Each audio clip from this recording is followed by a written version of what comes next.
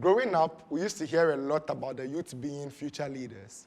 Well, I dare say that today is the future, and this makes the youth the leaders of today. My name is Emmanuel Oscar, and this is the New Generation Show. On this show, we offer the platform to youth from all persuasions of life to share their social economic ideas and thoughts. Especially in an election year, this show can be a vehicle for youth to share their political thoughts and ask the questions that need to be answered for us to make the perfect choice on 7th December.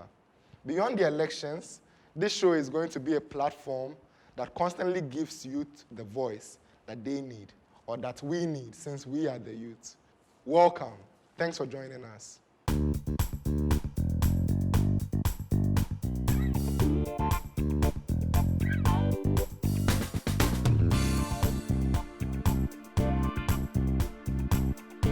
Welcome back to the New Generation Show. It's important to remember that we are still fighting the coronavirus. So wash your hands, sanitize, and social distance. We have two amazing guests, and we get to meet them. First off, we have Marcia. Marcia, what's up? Tell us a bit about yourself. Okay, I'm Marcia, Baba Bentel. Yeah, my friends mostly call me Baba. Yeah, and I just graduated from University of Ghana, BSc Nutrition and Food Science. Yeah, and I'm doing my national service at the moment. So this is your first election? Yeah, that's my first time voting. Are you looking forward to voting? Yeah, I am. Well, I'm sure we'll find out more about that as we go on. And we have... Okay, so I'm Abigail Ajamenu, and my friends call me Abibi.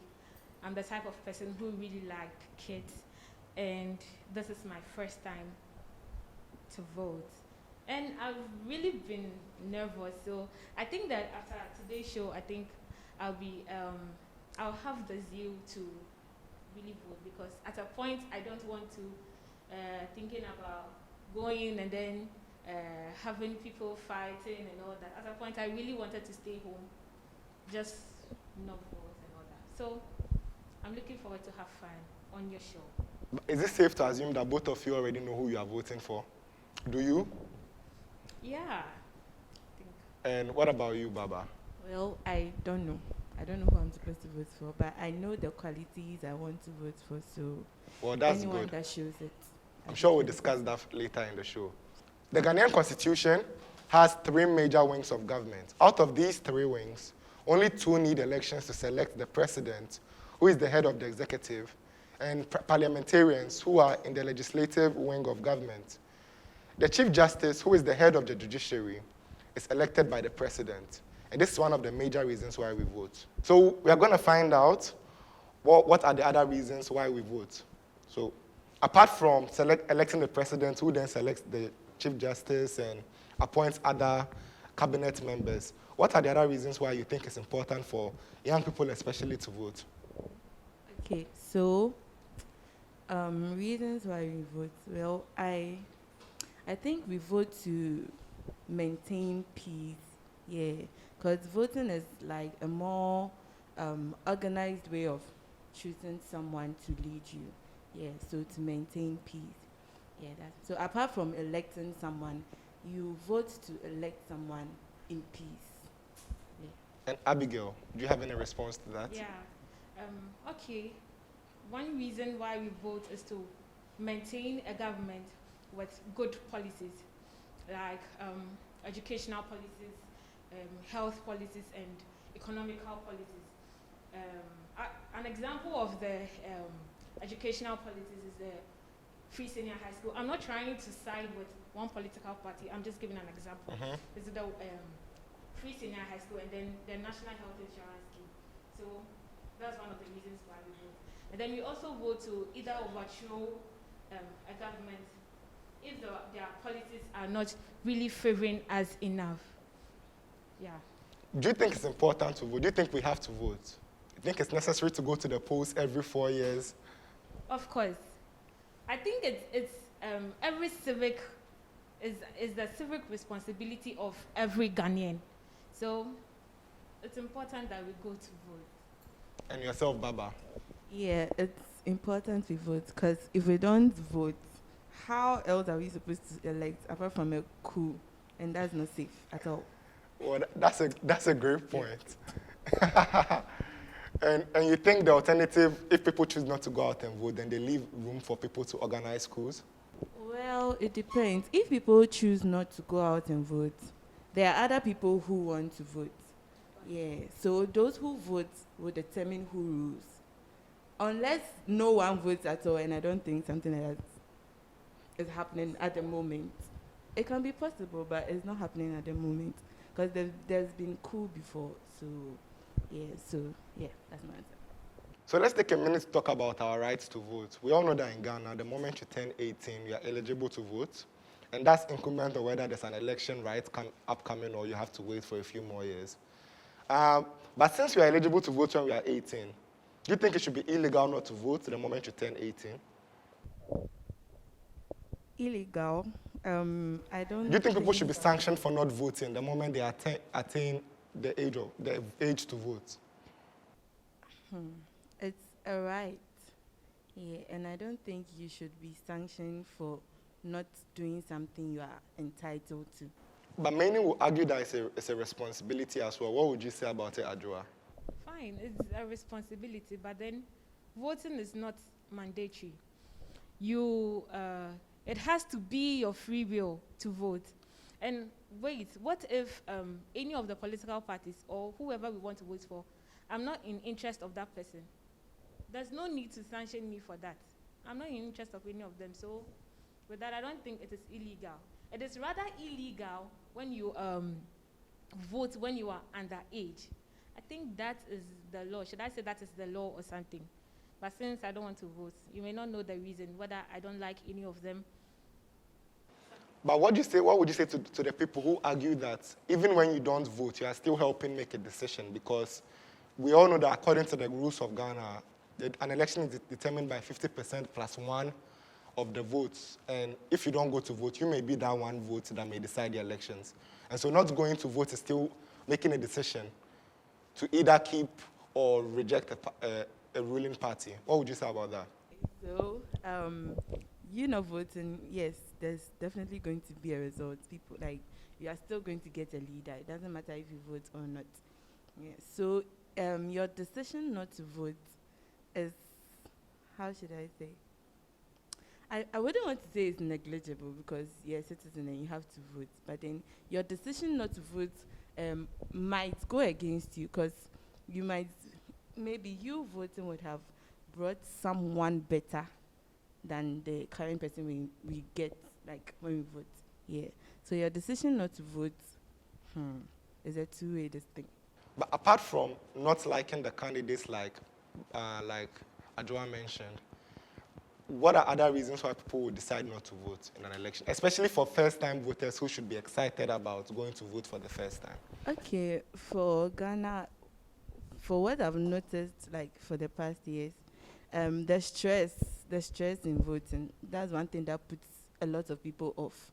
Because sometimes you have to go and queue from dawn and, like, put chairs and stools and all in the queue, and yeah, it's stressful. So that's what puts people off. Yeah, and another reason is that if you're not patriotic, there's no way you want to vote because you don't care.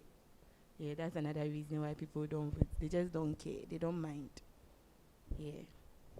And of course, that's what I made mention. I said people sometimes do go there and then there are fights and all that. Me seeing that in the news will sometimes put me off. Then I wouldn't want to try to go and vote because I fear, Charlie, I'll go and then somebody will go and bust my brain and then, Charlie, they'll spoil my mind and things for me. So I'll probably stay at home and then be safe.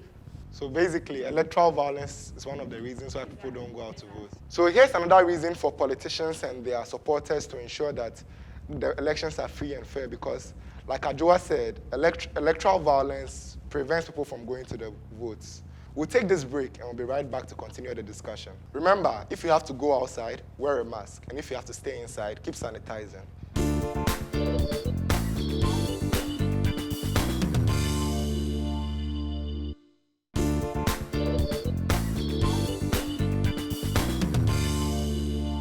Welcome back. With the elections right around the corner, it's important to know what we are voting for. We are still here with Baba and Adjoa and we'll find out what comes together in making their choice of a candidate. Baba, what would you say is very important when it comes to choosing who you endorse on the ballot paper? Well, as I said earlier, depending on the quality, that's what will determine whether I'll vote for you or not. So, talking about the quality, first of all, I think a candidate that is like should be voted for first should be someone of integrity. Yeah, it should be your yes should be yes and your no should be no, and then you should be transparent as well. Yeah, and you should be visionary because it's the vision that drives the country. You should be visionary towards developing things, bringing things that will cause development in the country. Yeah. And Adwa yourself, what do you think matters most, policy or personality? So I'm going for policy, even though personality matters. Like when you say policy, it is the action that are being pursued by government. Actually, when these policies are all good, as I said earlier on, when they are all good, that is what matters, even though personality also counts. But at what point is personality important?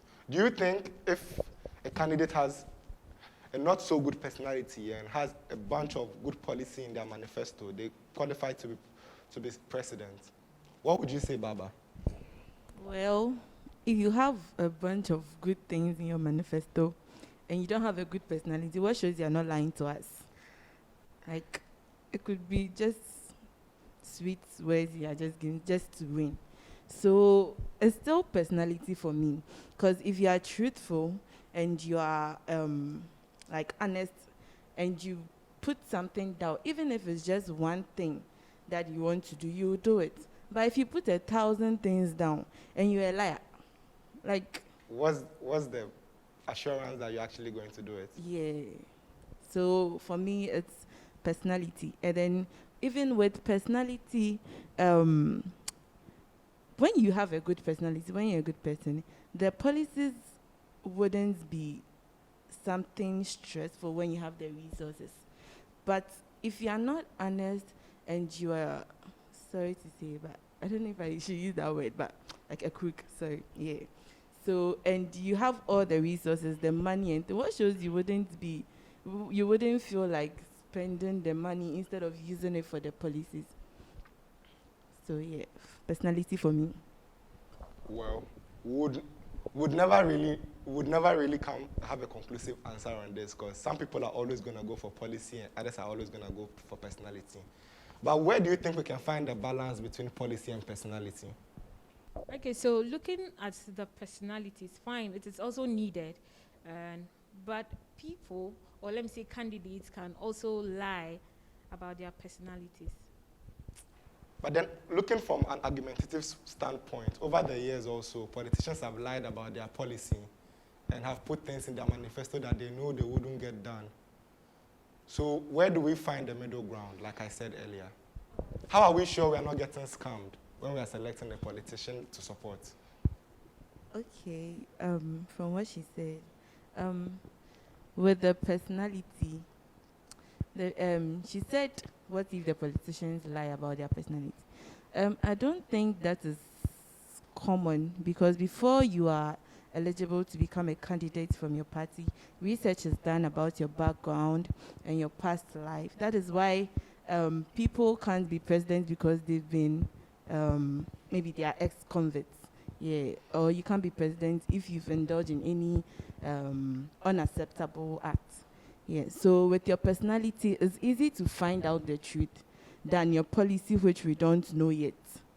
Yeah, so that's what I have to say. And we can only judge you on your policy when your 4 years are over. Yes, yes. Well, that brings us to another great point. We'll take this commercial break and we'll be right back.